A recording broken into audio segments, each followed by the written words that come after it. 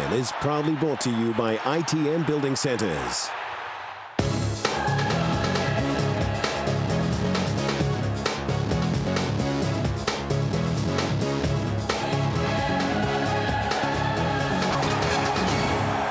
Tonight on Reunion,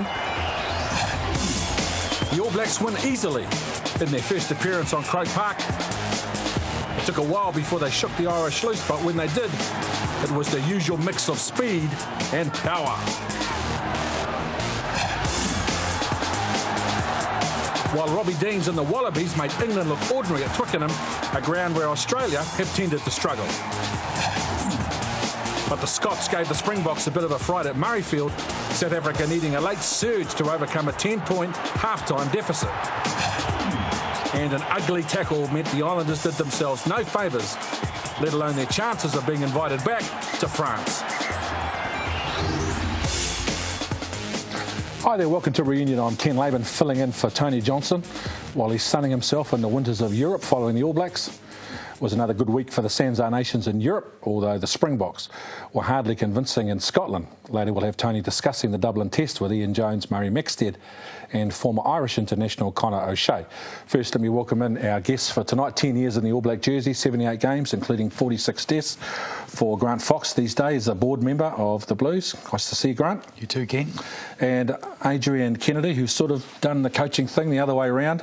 Most coaches coach in New Zealand and go overseas. You've had 10 years in South Africa, Ireland, England, and now with Taranaki. Adrian, welcome back to New Zealand. Your first year with Taranaki. Thanks very much, Ken. Yeah, mate, well, firstly, just Adrian, first year back after 10 years away with Taranaki, got them through the last 8. An encouraging start. Oh, for sure. We improved as the season wore on, and no, it was a pleasure to be coaching Taranaki, which is a union so passionate about its rugby, and everyone's got the desire to improve things for 2009. Grant, the game we see today is a very different one to... Loved it. I mean, I played in Ireland in 1989, and I played the Munster game, so it's good to see we're having a midweek game. And I experienced something I'd never experienced before, and that was a crowd being respectful towards the opposition in terms of silence, and particularly while the goal kickers were at work. And I was afraid just to get back to that in New Zealand, to cheer like hell for your own team. That's great. Be vocal, but have some more respect for the opposition than we have at the moment. Adrian, you've coached in Ireland. There was much expectation that they would give themselves a chance to get a result, but in the end, the All Blacks ran away.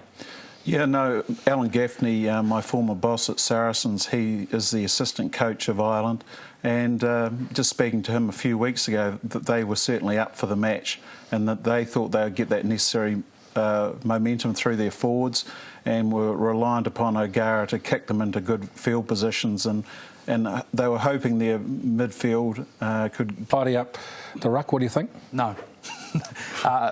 Quick no from me too, because the game stops enough now, Ken. We don't need it to stop more often. And look, players make mistakes, referees do, it's part of the game. Players push boundaries.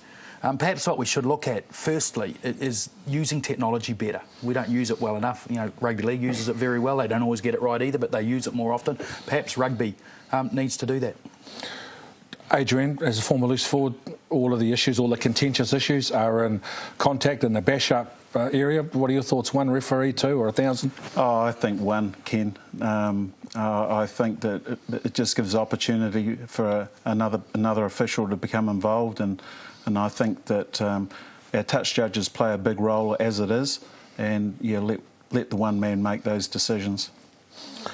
Yes, well, of course, over in Munster, the boys will just be getting out of bed with the time zone, getting ready for that game tonight. An historic game for significant reasons. The Munster game, a replay of the 1978 game, and the All Black team that will play, which will feature some players on debut. Corey Jane at fullback, Jose Aguirre and Joe Rokotoko on the wings, Tui Tavake and Toiava. In the midfield, Stephen Donald and Piri Wepu.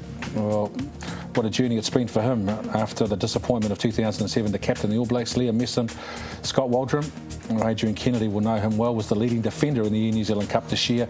Adam Thompson's had a terrific 2008. Filippo and Eaton have been there before. Ben Franks out of Canterbury and Tasman on debut as well. Corey Flynn and Jamie McIntosh, and of course Hika Elliott and Albie Mathewson.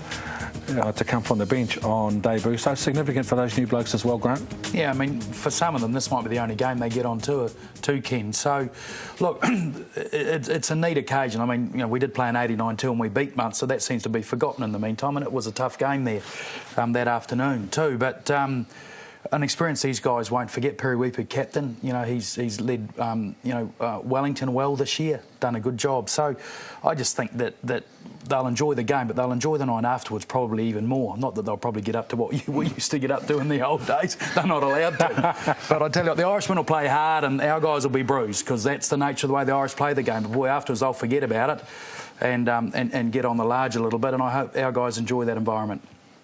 Our big issue last week was a simple yes or no. Will the All Blacks pull off a Grand Slam in 2008? And none of you will be surprised by the result of the poll. At more than 90%, it seems all of you are pretty confident that the All Blacks will get home. And well done to Bruce Eldon. Name came out of the hat for a copy of the Sky Sport 2008 Rugby Almanac.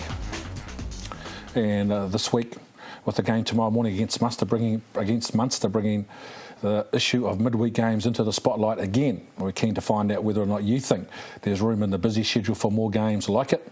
Maybe you think it's a better way to blood players than bringing them on for 5 or 10 minutes, or in Robbie Dean's case, with 6 seconds to go at the end of a test match. And it's a straight yes or no vote again this week. Should the All Black tours include more midweek games? You can vote 3 ways. You can text the keyword reunion followed by your option through to 8855. You can use the green button on your Sky or My Sky remote and then follow the prompts. Just 20 cents per vote, but still check it's okay with the bill part. Or you can go online and vote via the Sky website, skysport.co.nz. Now let's take a look at the test from Dublin. There wasn't much scoring action in the first half hour, but once the All Blacks got going, they won going away.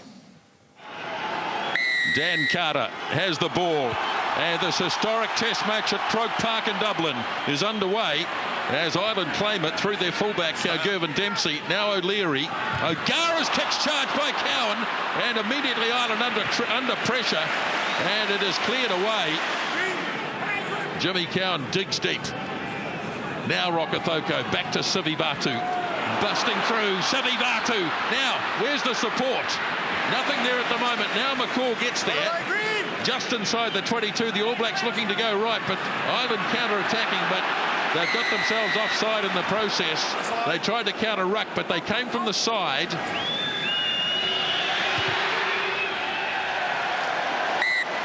So it's been hard-earned, but the All Blacks finally have the lead in this game. 25 minutes gone, 3 points to 0.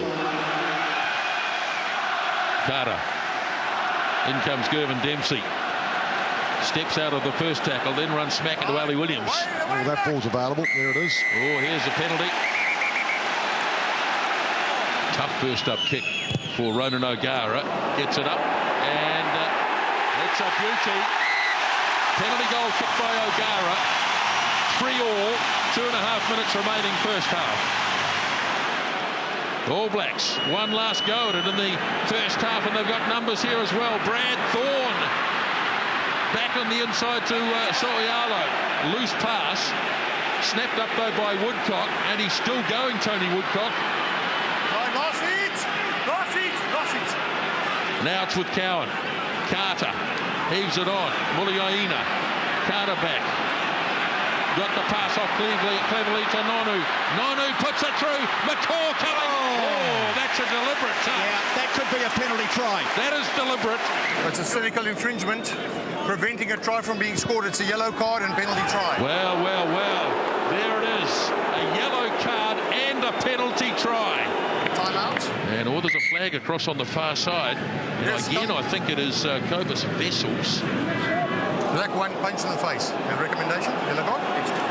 There was a player hanging on to you, but you do not have the right to punch him. And he's reported a punch, you're in a yellow card. 10 metres on the All Black side of halfway. Cowan for Carter. Thought about kicking, then went for the gap. Carter scything through, looking for some support. He's got it from Cowan. Mialamu, no, big Ali Williams. Can't do it himself. Needs to offload. No, he still fights. And does he make it? Referee's right there having a look. He finally got some support. We will check it. Yes. Now, did he get it down? That is the question. Thank you. All Blacks driven back 5 metres in Ireland's territory. Now it's with Carter. Across it goes to Nonu. Well, numbers Nice pass off to Rocket Thoko. Nonu gets it back. Nonu puts his foot down. He should make it. And Nonu's in. All Blacks score. Now cleared off by Cowan to Carter. Nonu heaves it on to Smith. Now it's Muliaina. Broke the first tackle. Couldn't quite get the pass away, but the All Blacks in good position here as Cowan sends it away to Carter. Sivivatu lobs the pass to Thorne. Brad Thorne. Another try for the All Blacks. Ireland making their tackles, but the All Blacks probing. Nice pass from Wepu to Afoa. Yes, timely. Now he goes wide for Nonu. Nonu looking to go.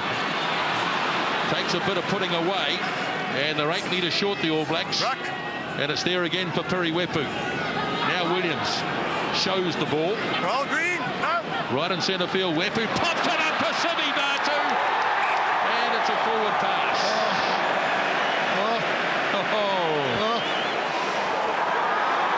Time is up, gentlemen. Well, that's the end of the game. As the All Blacks tried to throw it quickly. But the game is over. And the All Blacks have won again. 10-3 at half-time, 22-3 at the finish. Well, it was the third consecutive game on tour. The All Blacks didn't concede a point in the second half. The longer the game went on, Grant, the better they looked. Yeah, it was frustrating. They didn't really kick on. You know, they got the penalty try just before half-time and scored a couple of quick ones not long after half-time, and we know how important that part of the game is. And then I thought, good, another couple more, we'll get 30 odd, and we created enough. We didn't quite finish, sometimes due to a lack of skill on our part. We dropped some passes, and just due to the pluck of the Irish too, who you know, while they were on the wrong side of the scoreboard comfortably, they never gave up. Adrian, of course, the forwards have got to win the bash up first before we can do anything wide. They were patient and did that in the first half. Yeah, I thought they did, Ken. I thought they put in a really strong performance. I thought the All Black forwards in the first half were particularly strong. We saw Quinlan, Wallace really contesting strongly at the breakdown situation. They were flooding it with numbers, and the All Blacks had to adjust and get numbers there to combat that. So they were really working hard, Ireland, in either stealing or slowing our ball down. Of course, that combination of Rodney Sohialo and McCaw, as we all say, probably the best 7-8 combination in world rugby, and Sohialo again, plenty of versatility and variation in his game. Yeah, Rodney Sohialo's having a magnificent season, magnificent on both attack and defence, and obviously adding good line-out work to his repertoire as well. He's becoming particularly strong in the air. You don't get a bad game out of him now. He fronts up every time he plays, and so you know what you're going to get. It's a coach's dream, and with McCaw. And so you know you can just concentrate on some other areas. If you've got to tweak some other guys to help get him up, you know, with Rodney and Richie and of the ilk like that, you don't have to worry. They'll get the job done themselves. Yeah. One area of the game that seems to be becoming more and more prevalent, Adrian, is big men going to the breakdown but not engaging in contact. There used to be a time in the game where we all got stuck in and created more opportunities for the backs. But these days, as some of these images show, forwards, they get to the breakdown, stand in the line of defence and just commit minimal numbers. You're talking defensively, Ken. Yeah, for sure. Obviously, most teams are happy with sending two into the tackle, like produce that front line of 11 players and having a back three, and normally putting a halfback in behind the ruck situation. So, line integrity is vitally important to every team in the modern game. I mean, you don't chase lost causes. If you can't win the ball, don't chase it. Zip up on D, have more defenders than they've got attackers, because if they've sent more to win the ball, well, you've got a good chance of nullifying their attack. The midfield has been an interesting aspect of All Black rugby in 2008. Martin Nonu, who seems to have his fair share of both supporters and critics, has been, on his good days, as a tremendous player, one of the best in the world. Always had more good days, and I've been one of his critics. But to his credit, he's fronted this year. He's developed his distribution skills, his little kicking game. He kicked maybe one or two he didn't need a kick, but that's for that penalty try was great. Support play, very, very good here. I mean, he talked about how he was struggling mentally before this game, and look how well he played. Maybe he should talk himself down a bit more often, because I think this was his finest game in an All Black jersey. Grant, while we're talking about 12s and 10s and players who don't commit, defensive players who don't commit a contact, it has put pressure on halfbacks and first receivers to be more inventive and be more creative, go to the line with the ball and put some questions to the opposition defence, something that Dan Carter's really made a name for. Oh, look, I mean, Daniel struggled for the first 35 minutes of this game, and it was very un-Carter-like. He missed goals, he just didn't stamp his authority on the game like we usually expect, but then he just makes up for it in other areas. You know, he's a great runner with the ball, we know that. He got more into the running game. He's got some deft little tactical kicks, a vast array of them. He does something most 5'8s don't do, and that's tackle well.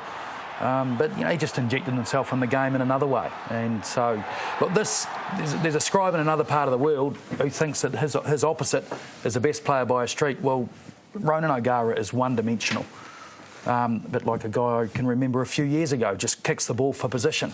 But you know, he's got no other strings to his bow if he doesn't get the platform up front. You know, Daniel, if he's not quite getting what he wants, he can go somewhere else and still have a major influence on the game.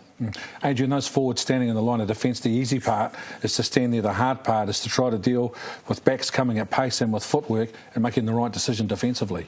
Most definitely. It's always important to, you know, defend in threes, and agility's a very important part of a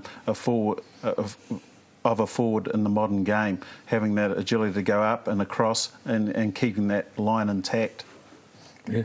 Grant, talking about kicking games, 5'8s and fullbacks, kicking for field position as opposed to kicking for touch, something that started 83 when you were running around in the All Blacks.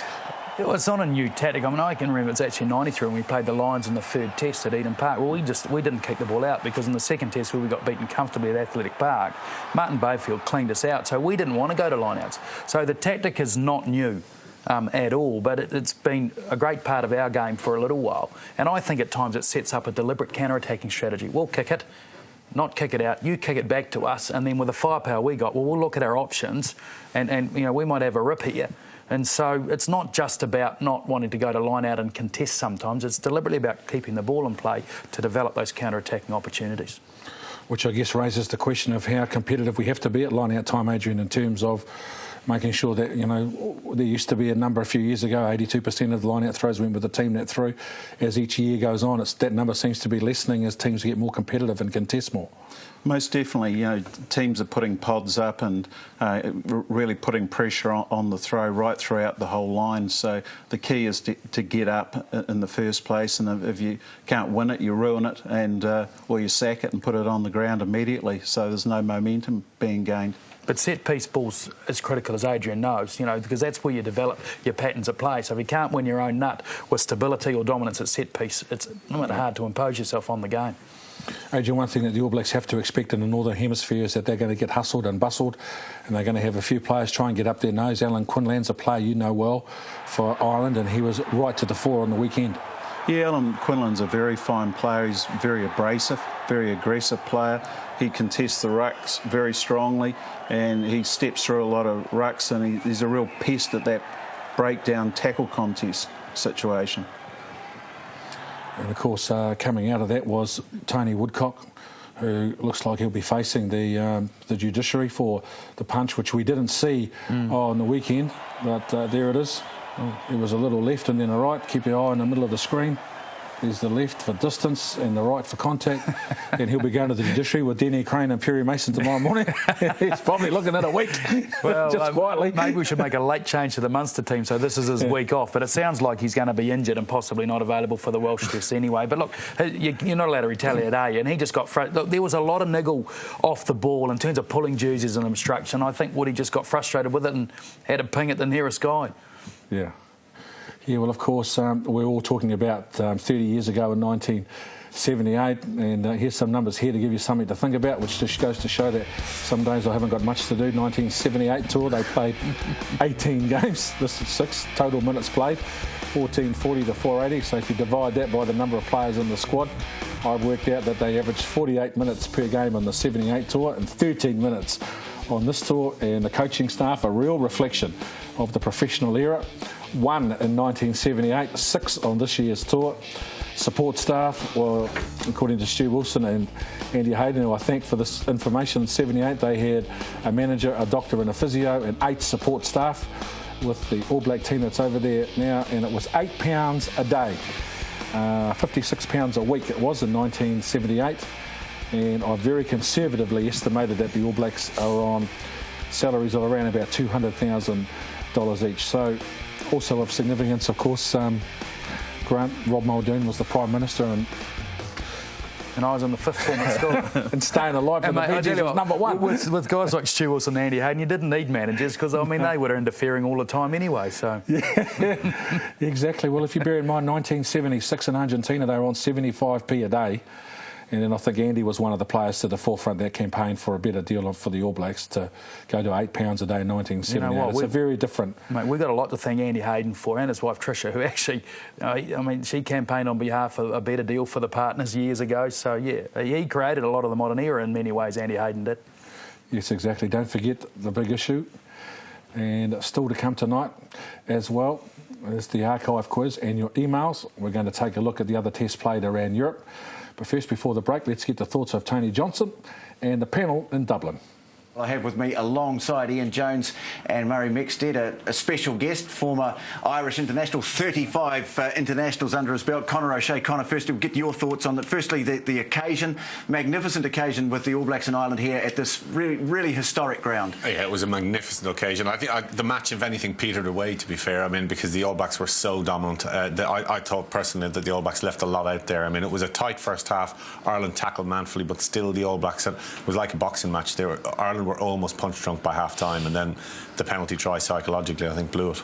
Is it the way you're looking at it, Carmo, that the All Blacks are producing a measured performance here, enough to get the job done, but maybe just mindful of what lies ahead? Well, they were snatching at opportunities later on in the game, but I thought they dominated right throughout the 80 minutes, and they played more rugby in this game than they did last week at Murrayfield too. They attacked from the start. There was so much talk about how the Irish are going to come out and they're really going to be aggressive and emotional and physical in that opening 20 minutes, but to be fair to the All Blacks, they countered that with fire on fire, and they dominated that opening 15-20 minutes of this spell. They didn't get the points in that half, but sucking all the energy up in that opening 20 minutes meant their holes were there in the last 20 minutes of the game, and that's really where they dominated.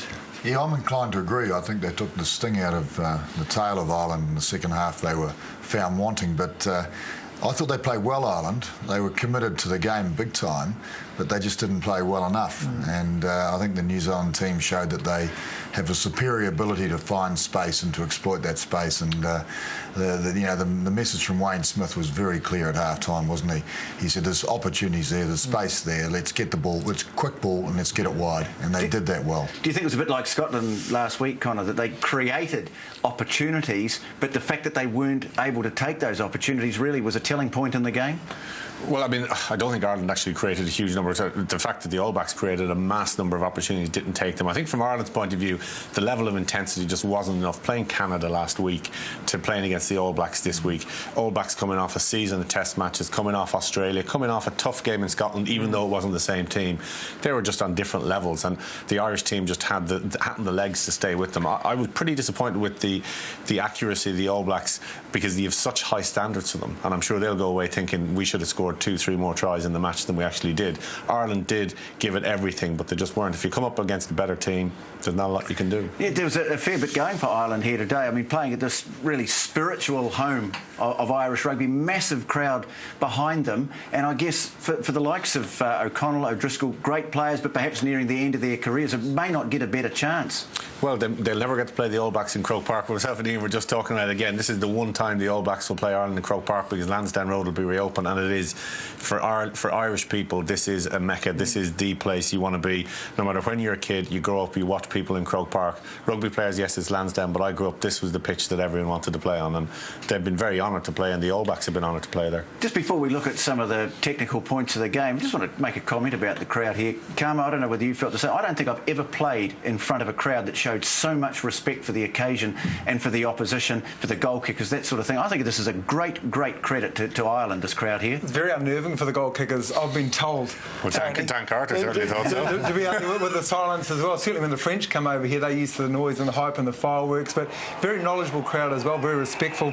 As you said, I thought the anthems, I thought the hype leading up to the game was outstanding. The noise was just beyond belief, and of course that caught Ali Williams and the All Black line out from time to time as well. So when we go to Millennium Stadium next week and closed roof, we may have to go to eye signals, hand signals, so the All Blacks going to have to work out some system to get away from the vocals. But it was a wonderful atmosphere, it was a wonderful occasion. There was tingles before it. Yeah, I loved the whole day, everything about it just couldn't have gone better as far as I was concerned. I hope the evening's the same too, by the way. you know that will be. I did say during the commentary, Tony, that I don't think it's been many years since I've heard the crowd go quiet for kicks at goal. Now, it was just old-fashioned manners, and it was just such a great example.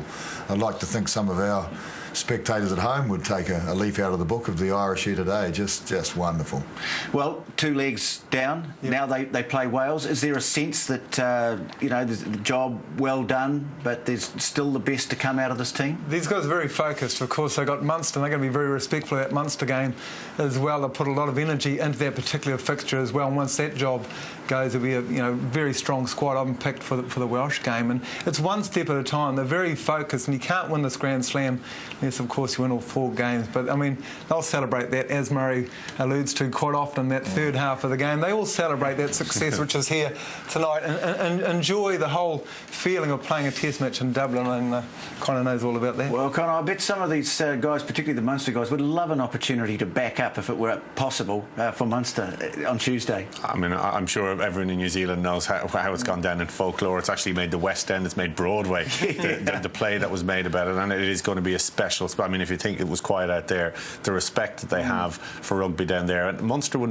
like nothing more than the Grand Slam tour and to be the only side to beat the All Blacks. This Luke Fitzgerald, you must have big hopes. This guy is going to carry on what has become a great tradition of Irish midfield players. Yeah, the big question is what is his best position, because he can play full-back wing, he can play outside centre. I thought he showed out there the one player on the Irish team that stepped him in. Rob Kearney made a big impression down under on the tour. Luke Fitzgerald is another of this younger generation, and towards the end another young guy, Keith Earls, came off the bench, but Luke Fitzgerald I thought was outstanding. His father, Desi Fitz, was an old-fashioned tight head prop. Yeah.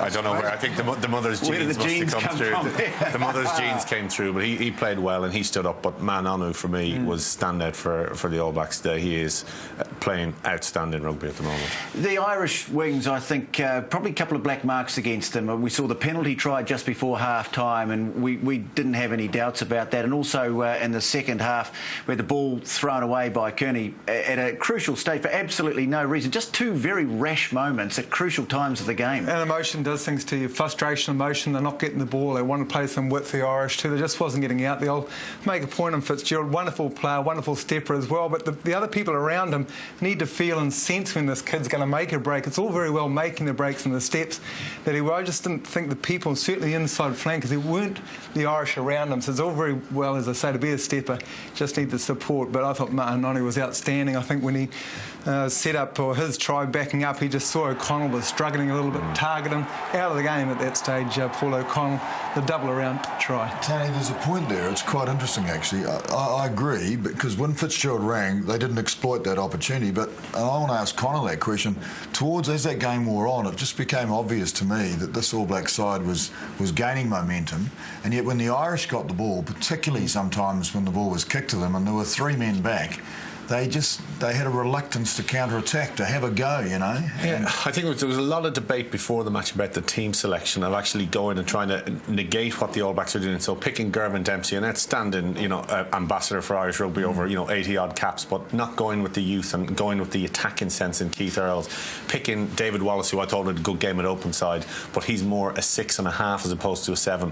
And again, not picking a genuine 7. And when you've got someone like Luke Fitzgerald, I mean, you said it there, Ian, someone to be able to link link on the inside, he makes a step, someone's able to hit natural angles, and you saw Justin Nunu's try, the simple things done well by class players, and it just makes it look easy. But Murray, we talked about it after the Murrayfield game last week. It's also a mindset. These guys don't often counter-attack from deep in the Heineken Cup and Munster and all the rest of it. So it's a mindset you just can't transfer that to international footy. And that's why tours like this are so good, because you get teams from the other side of the world that are developing a different type of play, and it's an example, I think, to probably the future, I would say. I mean, I didn't know Fitzgerald played at fullback, but if he runs with feet like that from fullback, you'd have to get with him. You'd have to love it, wouldn't you? He's going to make holes everywhere. I think the thing is that these guys, these are teams trying to end 100 years of not being able to beat a side.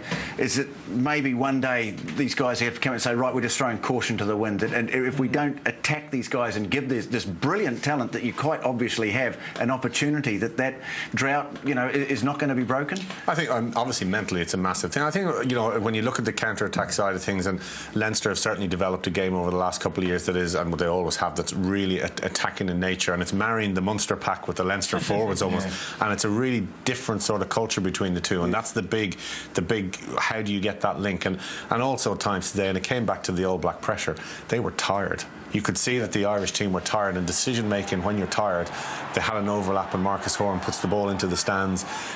Decision making, and even good players make themselves look not so good. We've all been there. Well, I think, Tony, we talked about it too before the game. We'll talk about it next week. The difference to me is this All Black team can concentrate, have the fitness levels and the intensity with bringing people off the bench to last that whole 80 minutes.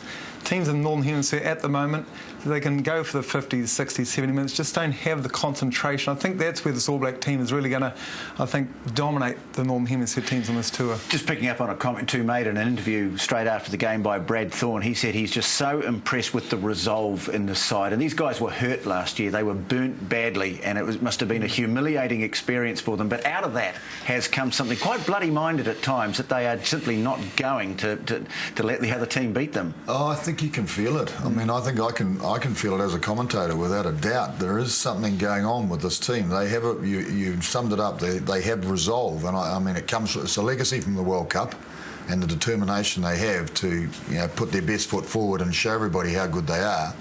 I mean, I remember a couple of years ago we were here and we played two teams in consecutive weeks that were completely different teams and had two very good victories, and I think this team will go on and become a very, very good team.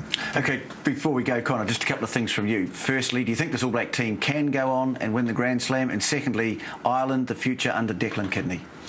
I think the future is pretty good for Ireland. They've got a strong coaching team in place: Kurt Small, Les Kiss, Alan Gaffney and Declan Kidney heading up. They've got a lot of good young players coming through. It is actually just getting this marriage. For the All Blacks, it's theirs to lose. I mean, I can't see Wales, I can't see England being able to beat them.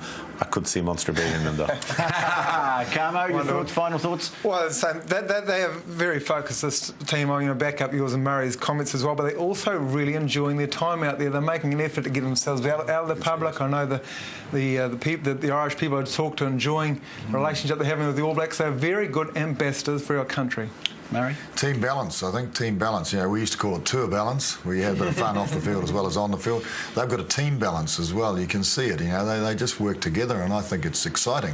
It's exciting for the future. Well, I'll tell you what's exciting is the thought of getting down to Munster and revisiting that marvellous day back in 1978. Thanks, Connor, for joining us, Carmo, Murray. And just before we go, I'd just like to say what an absolute privilege it has been to be here at Croke Park. There's a very powerful history in this stadium, and we heard a lot about it, but as I say before, a most marvellous crowd, most respectful crowd I think I've ever witnessed an international match being played under. We've had a great time here in Dublin, and as I say, let's get down to Munster and enjoy that as well.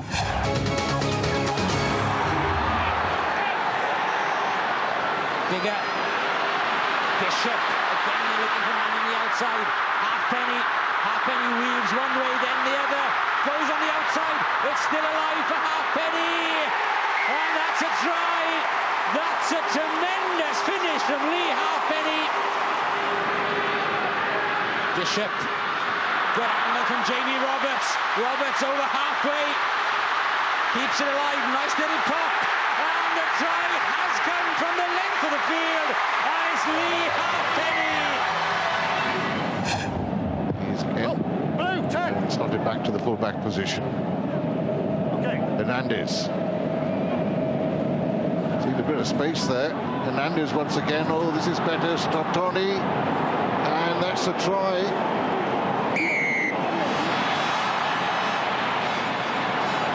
Five, four.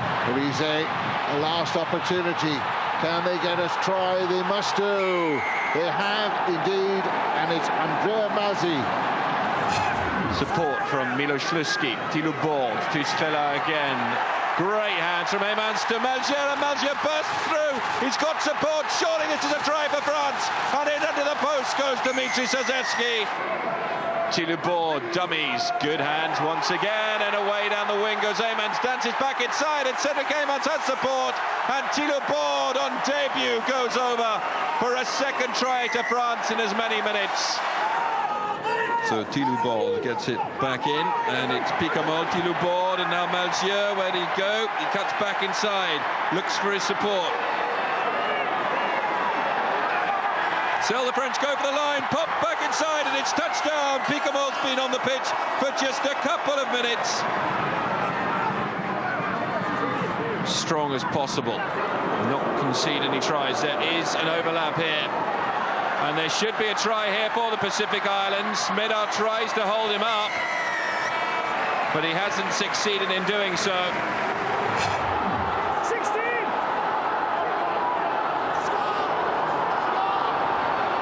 Scotland would give £1,000 now for this extra metre, and they're there! Nathan Hines, the history man. Stay up! Victor Matfield, tall, big striding lock. January. Peterson to De Villiers, Fourie outside, Fourie for the line, and the Boks have scored, and it was coming. World champions who only lead by a solitary point on a blustery afternoon in Edinburgh. January to Juan Smith. Penalty against Scotland.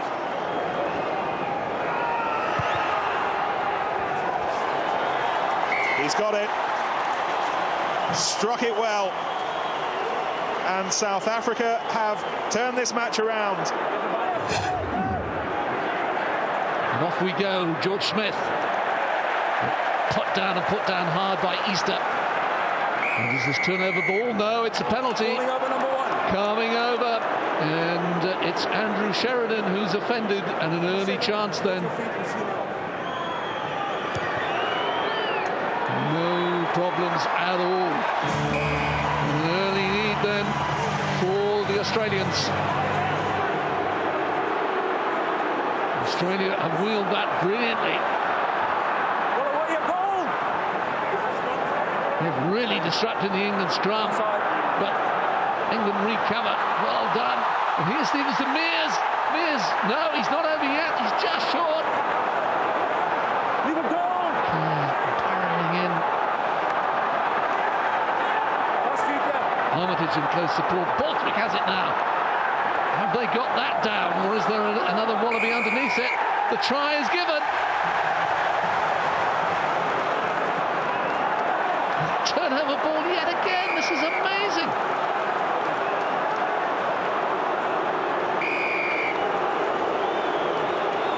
And in the end, it's going to be a penalty to Australia for holding on in the tackle. Playing advantage.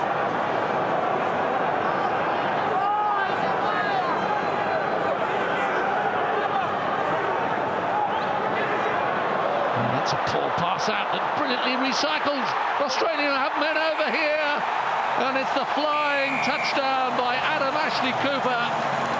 His 7th try for his country, and that surely will be the decisive score. The Australians are out of sight.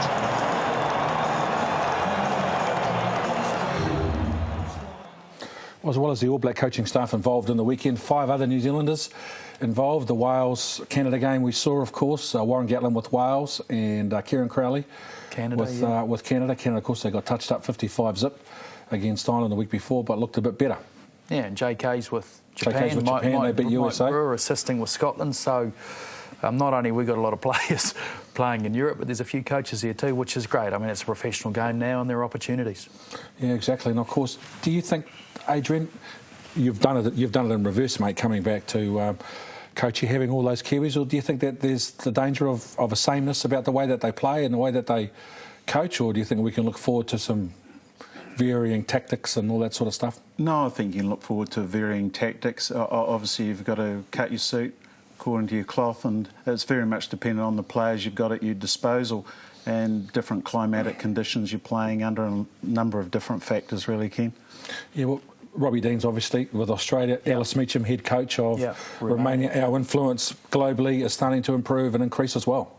Yeah, I mean, look, and our guys coaching overseas, if they decide to come back, like, you know, if Robbie comes back, you know, one day eventually and gets the top job, well, he'll be a better coach for the experience. As the three wise men who are coaching our group at the moment have all been overseas and have grown as coaches, I believe. So, hey, players go off and develop. Look, Brian O'Driscoll could develop as a player if he came somewhere else. You know, he used to be the best centre in the world. He's no longer that, in my view.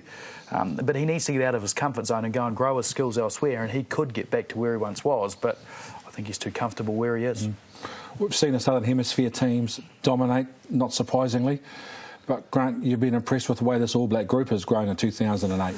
Yeah, I mean, if you think that how many players we've lost, but also the belting we got in Sydney, where, from what I understand, is guys didn't quite understand how to prepare properly. There was a lot of disparity in the group about, you know, individual preparation, and a lot of work's gone into getting the right balance for preparation so that the group is on a very similar wavelength to get a consistency of performance. Because we know mentally, if you're slightly off song, you can get tipped up at Tier 1 level where the competition is so close.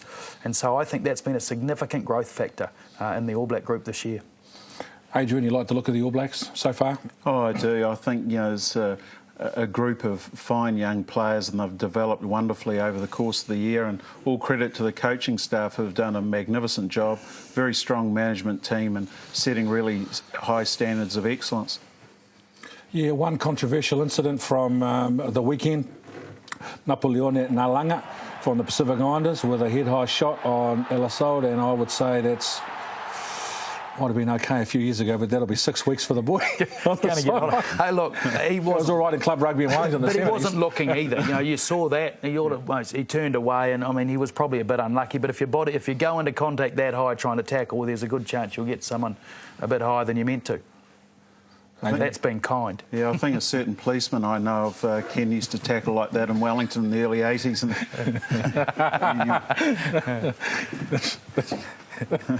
The trouble back in those days, it was just a penalty. These days, no cameras then, eh, mate? That's right. No cameras then. That's right. Let's check the voting in tonight's big issue.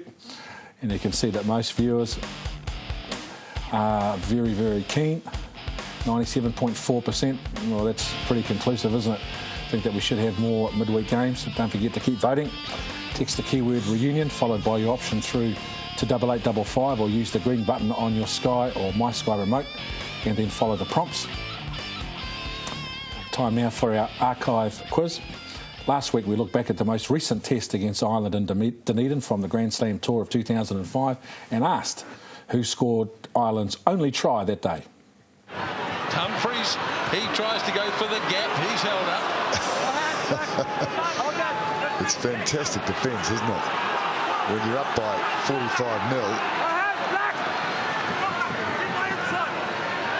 Another go at the line.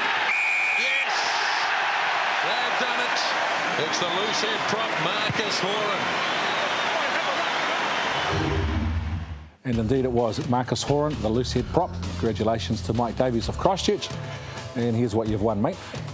Each week on Reunion, revolutionary sports clothing manufacturers Kukri Sports are giving archive quiz winners a collection of their new gear, including a hoodie, t-shirt and backpack. Sports publishers Hachette Livre are giving archive winners a copy of the 2008 New Zealand Rugby Almanac.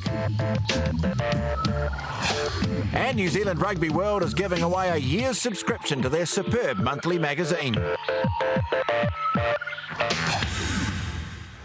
We had over 200 correct entries and only 2 incorrect. Well done again, proving that our Reunion viewers are smarter than the kitchen sink, proving you're pretty hard to stump this week. Well, we know you'll recognise the player, but that's not what we want to know. Now Carter for gear. Now Smith, nicely done, got it away to Carter. Carter's away. They won't stop him. Try number 4. Now Nonu looking to step it away. He goes, and he got it off to Smith. Smith chased by Williams. Oh, what a clever kick. Umug is after it, and Shane Williams as well. Pops up. Carter's going to score. Carter's in. Just another 30 seconds from the non-stop highlights reel tape that is Daniel Carter's illustrious career. But how many points did he score that day against Wales in 2005? If you think you know the answer, email to reunion@skytv.co.nz, or you can fax us on 09 525 8347 or post it to Reunion Care of Sky Television, PO Box 9059 Newmarket. And here's another chance for some viewer interaction as usual. It's award a year's subscription to Sky Sport, the magazine, our regular prize for the email of the week.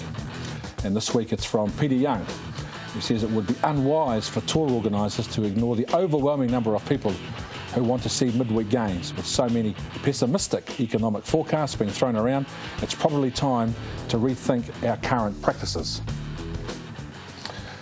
Well, Grant, our question seems pretty overwhelming that people are keen. The reality is a professional game, a demanding playing schedule in the UK. Yeah, I mean, look, I'll add to that 97.4%. I'd love to see it too, as most people would. But, you know, the reality at the moment is different because of those congested schedules, the competition they play in. Private ownership convolutes it a little bit. But there are moves afoot at IRB level to start getting some midweek games back into touring schedules. Even when France tour next year, they're talking about it. So let's hope it happens. Adrian, you're probably one of the few coaches that have played in a culture of private ownership in the UK. We don't have it here in New Zealand yet. I say yet because it might happen one day, but it's very different to the current setup of our unions being run by committee. Yes, it is. It is, Ken, in that you've got 2 or 3 main backers. Take, for instance, Saracens, where we had Nigel Ray, we had 2 or 3 owners, and then obviously you've got a supporting board who are quite demanding, very demanding as per our provincial union boards, but in a different way. And, you know, they all want excellence and they want the team to do well. Time now to see what's on the Reunion notice board. And remember, any messages you want to circulate in the wider rugby community, we're here to help. First up is the Iran's annual dinner on February the 12th next year, with the special guest being Brian Ashton, who we're yet to be convinced is the England World Cup coach in 2007, given Martin Johnson's powerful presence in the organisation and a host of other international coaching personalities, with proceeds going towards scholarships for promising players and coaches. So email the lovely Mariska at irans.co.nz or phone her on 043841 1033 or fax her in Wellington 043829 And here's a late graphic one we left out last week because we were in such a hurry, resulting from the New Zealand Heartland's 15 tour of the United States. Thanks to Phil Rogers for reminding us. The Heartland 15 beat the Pacific Coast Grizzlies 35-12. That game was in San Francisco. Tough gig if you can get it. They went on to beat a USA selection 19-14 in Salt Lake City. Phil is quite right. The Heartland 15 is a crucial and critical part of the national system. Chance for our standout players from the lower divisions to wear the black jersey. Reunion congratulates them. Peter Kemp, of course, the coach, on a successful tour. And now let's check the times for rugby coming up on Sky in the next 7 days, and there is plenty of it. It all starts tomorrow morning, of course, at 8 o'clock, the build-up from Thomond Park, followed by the All Blacks anniversary match against Munster live on Sky Sport 1 and the Rugby Channel. Then on Sunday morning, it's England versus the Springboks from Twickenham. That's at 3:20 live on the Rugby Channel. Next is Wales taking on the All Blacks at Millennium Stadium in Cardiff, with the build-up starting at 5:30 and the game itself kicking off at 6:05. Coverage is in widescreen on both Sky Sport and the Rugby Channel. And the live action continues after that with France against Australia from Stade de France in Paris. That should be a beauty. Coverage is live at a very civilised 10:09 on the Rugby Channel. Then it's Italy taking on the Pacific Islanders at -Nalanga on the Rugby Channel, delayed until 11. And then Ireland against Argentina in Dublin, also on the Rugby Channel, delayed at 1 o'clock. And if you haven't had a guts full of rugby by then, you can have Scotland and Canada at 3 o'clock on Sunday afternoon if you're still married. If you're still to get through all of that. Well, of course, predictions Grant, Munster and the All Blacks, lots of emotion, lots of history, and the occasion will be great. Yeah, it will be, and that's more what it's about than the result, but the All Blacks will get home with a degree of comfort, I believe. Adrian? Oh, the All Blacks comfortably. France and the Wallabies? Grant? I actually think Wallabies, to be honest. I think that they're building, and I think they'll get through this. And England and the Springboks, Adrian? Springboks. And who do you like for France and the Wallabies? I'd go Wallabies. I'll go for draw in the other one. Both as bad as each other. And at of the course, Wales, who looked a bit dusty on the weekend against an informed All Black side. Yeah, I think the All Blacks again will win with a bit of comfort. They're building, they're getting better. The All Blacks comfortably. OK, well, my thanks to Adrian Kennedy and Grant Fox. That's it for tonight on Reunion. Finally, words like adversity and courage, overused these days, but for two players in particular. Tomorrow morning against Munster represents a pretty significant journey for both of them. Scott Waldron, with a horrendous knee injury 3 or 4 years ago, looked like he would never play again and will make his debut at 28 in the open side flanker position for the All Blacks tomorrow in Munster. And of course, Piri Wepu, much emotion and sentiment around his controversial omission from the All Blacks in 2007. Offers to go all over the place at the beginning of the season. Hung in, showed a bit of character, and what a reward for him. He's had a tremendous 2008 season, and tomorrow he will be captain for the All Blacks against Munster. Good night.